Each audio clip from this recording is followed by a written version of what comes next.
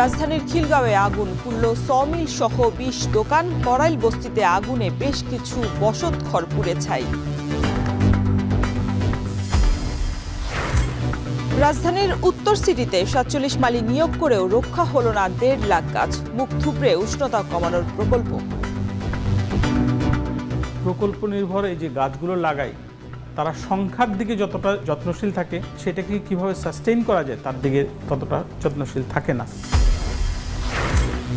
মালিক শ্রমিক দ্বন্দ্বে সফল হচ্ছে না ঢাকার গণপরিবহনে শৃঙ্খলার উদ্যোগ। অন্তর্বর্তী সরকারকেই জোরালো পদক্ষেপের তাগিদ।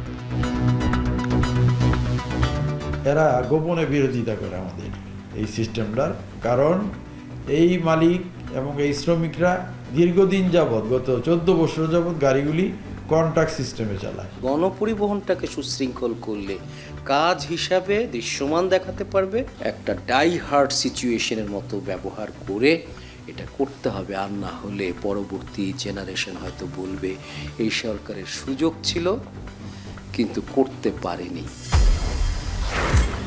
এবং চাঁপাইনবাবগঞ্জে ভূগর্ভস্থ পানির তীব্র সংকট। বেশি পানি নির্ভর আবাদ কমানোর পরামর্শ, ধান উৎপাদন কমার শঙ্কায় স্থানীয়রা।